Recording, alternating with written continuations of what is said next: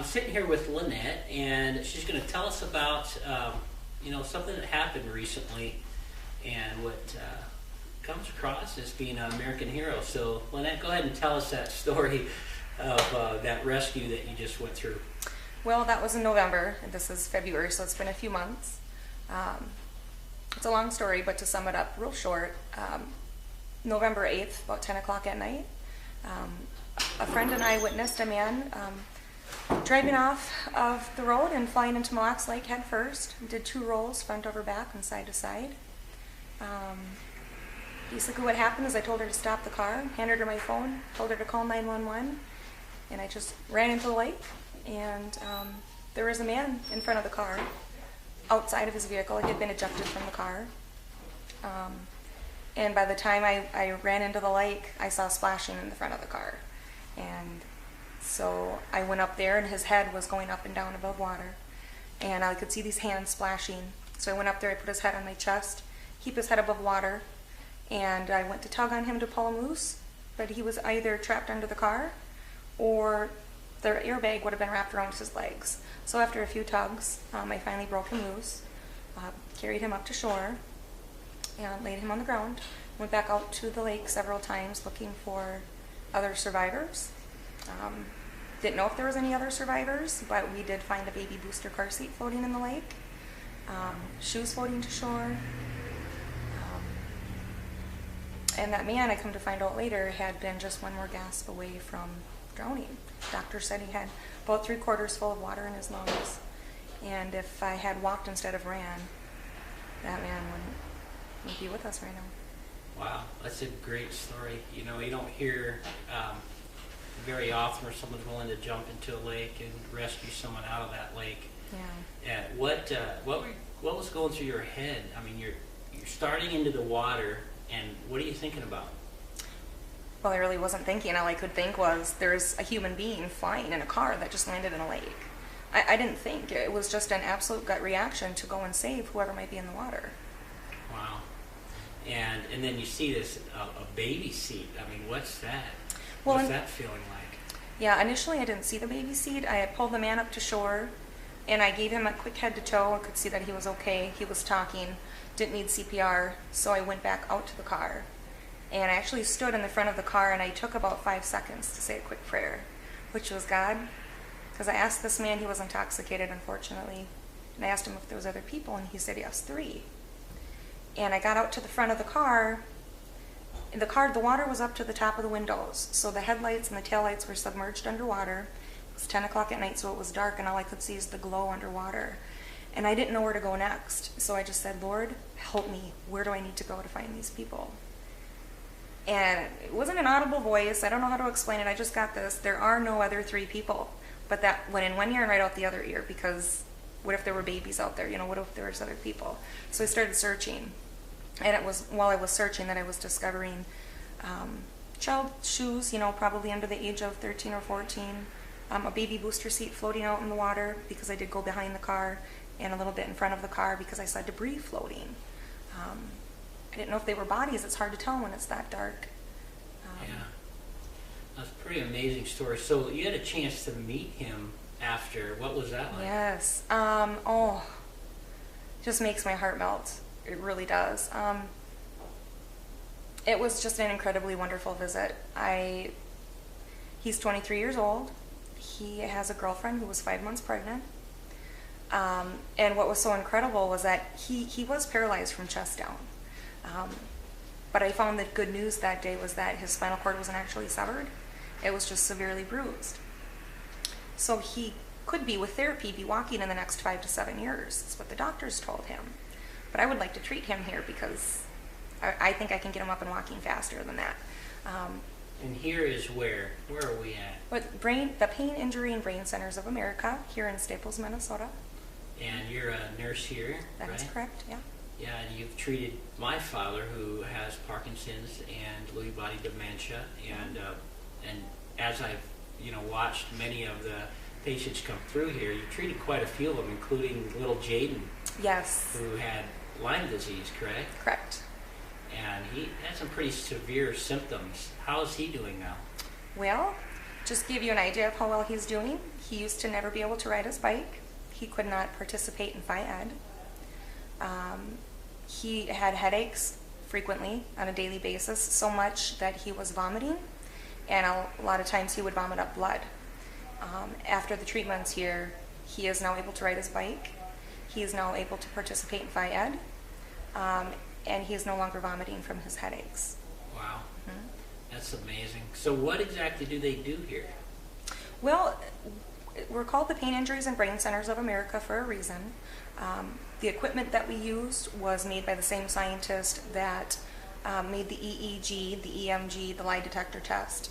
The best way to describe the equipment that we use, it's sort of like an MRI, scanning and treating at the same time. The equipment that we use scans your body up to 100 times per second. And the first signal that goes in is reading what's in your body, what your cells are doing, if they're functioning, if, what they're like. Comes back to the machine, and the machine recalibrates it, sends out a corrective signal into the body. And by doing this, increases your cell, it basically puts your cells from a degenerative state to a regenerative state. Your body heals 500 times faster by doing this. And it also deals with ATP and cellular respiration. Wow. Pretty amazing. Well, I don't know if people have told you enough, but it is, in my book here, American Hero, someone that's willing to jump into an ice-cold lake, pull someone out, rescue them, say a prayer for their family, meet up with the individual, and then willing to treat them at the place you work. That's, that really stands up high in what you do and who you are as a person. So I appreciate you taking the time to tell us that, and we look forward to working together, and I thank you for all the work that you do for my dad, getting him healthy again. Yes. Thanks, Lynette. Thank you. I'm sitting here with Carrie, and she's going to tell us a little bit more what got her involved with the Pain Injury and Brain Centers of America. So tell us, what got you involved? Well, the biggest thing is that my mom is an occupational health nurse down in Winona. And Tammy had contacted her and wanted to work with her. And so my mom found out about the Pain Injury and Brain Centers and knew that our family had struggled with Lyme disease. And so she had asked, would this work on Lyme disease? And Tammy said, absolutely. And she said, well, I should have my daughter and her family be treated. And Tammy said, well, I'll go up there and treat them for a week. And, which is great. I mean, who just volunteers to go somewhere 5 hours away to treat people? And for those who don't know, who is Tammy? Tammy's the owner of the company. Okay. And so she decided to come up, and she treated myself and my son and my husband when he could be treated, and then 4 other individuals, 3 other individuals. So anyway, we had 2 treatments a day, and we all had positive results. The biggest thing was brain fog. It's kind of where you feel like you can't complete sentences, you can't grasp words as quickly. Just feels like you're in a fog trying to grasp things. So and anyway, that cleared up in, you said 2 days or so, or? I think we were all a little bit different. I know for me, it had cleared up in about 2 days. With antibiotic use, I think it had helped tremendously. I didn't even quite realize that I still had it until I started having the headband treatments, and then it was almost like a fog was lifted. So the thing with Lyme disease is antibiotics can't get to the brain. They can't pass through that blood-brain barrier. And so even if you treat with antibiotic use, as far as I've been told, they can't get to that. But the equipment doesn't matter. It can pass right through. He started not being able to. Interesting.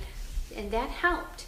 That did help. But Jaden, when he was younger, he would throw up every time we were in the car. And poor kid, I mean, he would be in his car seat, and we couldn't get to him fast enough because he was so little. And realized here he was having chronic headaches as a kid, and that was causing these such bad migraines that he'd then throw up. And then, sorry, I'm kind of going back, but he had a lot of different ear infections, and he had croup. a lot of different sicknesses. I mean, we were in and out of the ER since he was born, either with one of us, you know, myself or him or Dave or Walker. I mean, for the most part, we were in and out of the ER since being treated. We haven't hardly been in since. So, fast forwarding, with our treatment, it had helped quite a bit. It helped a lot with his headaches, his concentration. He had a little bit of difficulty still in kindergarten, cognitively. But as we were getting treated by Tammy, one thing that he still had problems with is when he would be in Phi Ed class, he would still have pain with his knees. And with that, he couldn't run a whole lot without hurting. He was having inflammation in those joints. And so when she treated him, it had gotten rid of all that. In fact, I don't even remember him even recently talking about having any pain in his knees anymore. And headaches. Very rarely does he ever complain of headaches anymore. So. How often does he get treated? Well, initially he had gotten treated twice a day for a week. And then it took about 3 weeks for us to kind of get things together to drive to Winona and get treated for about a week, twice a day. And then about 3 weeks later I went down. So it wasn't ideal. Ideally you want to have things consecutive, but just was going to Winona because this clinic wasn't open. That's what we did. And then now, kind of fill my family in when there's time, which isn't very good. But, you know, this last week he had gone every day, otherwise probably twice a week. So what else do you do? So you do this, you kind of run this clinic up here at Staples and help people get treatment. What else do you do? In life? Yeah. Tuesday and Thursday I teach music. I'm an elementary music teacher. I teach piano lessons to 4 students. I help take care of a man that has Alzheimer's 20 hours a week. I homeschool my son. I make meals for a family once a week. Yeah, you actually brought us a meal while we were staying up here in Staples, a chili meal right to the motel, and invited us over for dinner a couple times, and pretty good cook, so. Thanks. So you do a lot, huh?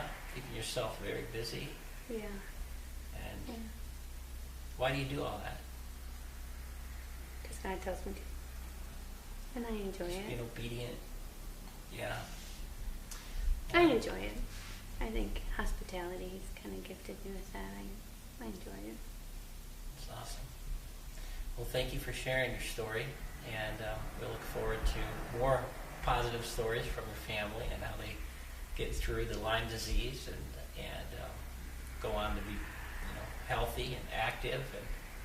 And I enjoy Jaden. He loves football, and you know, it's just running all over the place all the time. I can't even imagine him in any other way. So obviously, you've seen some great results. So thanks for sharing.